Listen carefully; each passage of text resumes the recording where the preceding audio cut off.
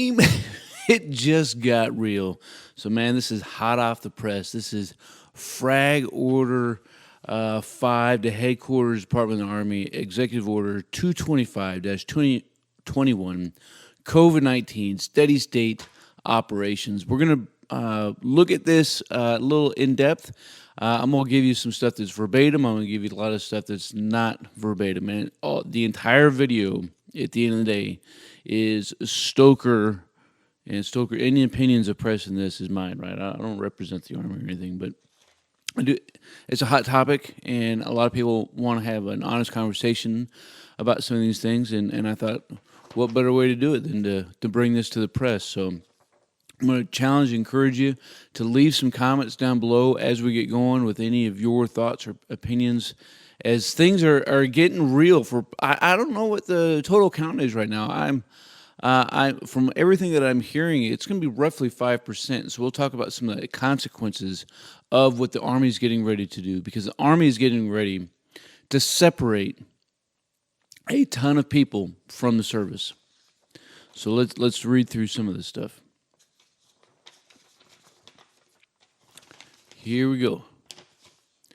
So commanders, command sergeants major, nominative and key positions, first sergeants, officers in charge or command, anybody's on the CSL, key billets who refuse the mandatory vaccine and not pending their final decision, so we'll talk about that and where that's at, are going to be suspended. Anybody who's waiting to go to assume command or key billet is not going to go. Enlisted soldiers selected or waiting to assume sergeant major, command sergeant major who refuse are not going to go.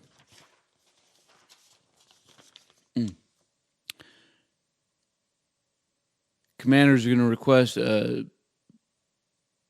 General Officer Agomar, which is a General Officer Memorandum of Reprimand, and are going to will be initiated for all soldiers refusing the vaccine. Soldiers who refuse the mandatory vaccine order will be flagged unless they are pending an exemption. It says you still receive a GOMAR. And then commanders will not take any other adverse action, like no Article 15, for those who are pending an exemption. For your situational awareness, a separation is not an adverse action. And then we go down. If a soldier declines immunization, the commander will counsel the soldier using the 4856 that came out yesterday. Commander will then direct the soldier to view the mandatory educational video by CDC. Following the video, the soldier's commander will order again to comply with the order. So that's, I don't want to get it. Watch the video. I don't want to get it. If the soldier declines again, they will have them meet with a medical professional to get more smart. And then they'll have to deny again. It says that's 3 times. And that goes into exemptions, and that's medical and administrative. A couple notes on administrative. We're basically talking religious accommodations. And then for medical, this is not going to tell you what is going to apply. And here's the thing with exemptions, right? So they're going to get approved at some pretty high stinking levels. So if you just come out and say, like, hey, I had this new thing, like, odds are it's not going to be approved. I'm not telling you it's not going to be approved. I'm not telling you not to put it in for an exemption, but we've taken a lot of vaccines over the years. And then it says the commander is going to counsel a soldier who's non-compliant with immunization that they could adversely be impacted. Of course, we talked about that. And then it goes up to the general court-martial convening authority, who's going to review everything. And then soldiers pending active requests for an exemption are temporarily deferred from the immunization pending the request, and no forcible immunizations. I think that's the one thing. So Wouldn't that be a show, right? And you're an NCO and you get to go tackle people so Doc can stick them. That's crazy, right? Um, so there's a little bit more, and then there's lots of references and stuff about stuff, and then all kinds of attachments. So I think it was maybe 12 pages total. So I'm going to set that down. I'm not going to quote from that anymore. So here's the deal. I'm tracking approximately 5% of the Army fits into this boat right now. So I think there's going to be a lot of consequences to this. Should everybody, should this not scare anybody into getting the vaccine who didn't already want it because they didn't trust the government, their family doesn't trust the government, or they just want to get out? Which, truthfully, there's probably a lot of those. Right? It's like an APAT failure. This may seem like their easy way to get out. And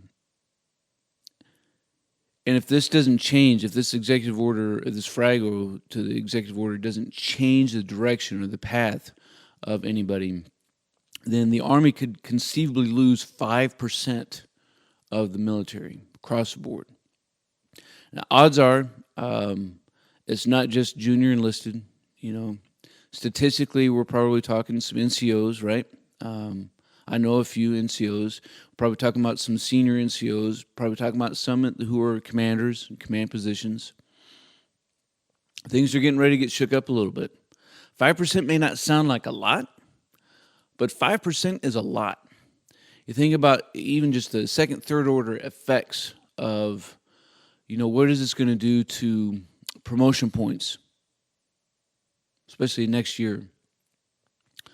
What is this? Because it takes a while for things to trickle, right? And for that pendulum to swing. What is this going to do to retention? How is this going to impact bonus money? How is this going to impact the recruiting effort? Right, 5% is a lot. And that's on top of everybody else who gets adversely separated or, administratively separated. So it's going to be interesting to see. And I'm not suggesting that the Army should take that into consideration. I mean, they should. We should. But, here's where it comes down to, though. Wherever you are in this is our job is ultimately to execute what we have to do, right? We have a lot of orders. We have a lot of regulations. We have a lot of executive orders, right, that we have to abide by. And while we're still wearing the uniform, if it's something that we want to continue to do, this is something that we have to do. And I know that there's a lot of thoughts and opinions about the vaccine. To be completely transparent, I didn't get, and I got the Johnson & Johnson. I didn't get that until I think a couple days after this executive order initially came out, because I didn't want the vaccine. And it's not that I didn't want the vaccine. I really didn't feel like I needed the vaccine. I tested positive for COVID, and so I knew I had some antibodies, and so a lot of other people were in bigger need than I am. And I'm kind of, I believe in a little bit more autonomy, but ultimately, and I told some of my seniors and some of my peers, like, when the Army says, "Hey, Stoke, man, you got to get this," I'll get it. Like, I'm not trying to tear the whole effing system down over essentially what is a flu vaccine. And the flu vaccine is a mandatory vaccine. That's another one I particularly don't want. Not at this age in my life, like maybe in another 10 or 15 years, like I can see the benefit, but now the benefit for me is that I need to comply with these orders, right? And so I have to push. I was able to say, here's my personal opinions and my thoughts and my views. I didn't share those with my soldiers. I didn't share them with hardly anybody. But I was able to do that and say, not now, because it's not mandatory. But now that it's mandatory, because I'm going to continue to wear this uniform. I had to go ahead and receive the vaccine, and then B, once I hear back from our legal, I'm going to have to support this process.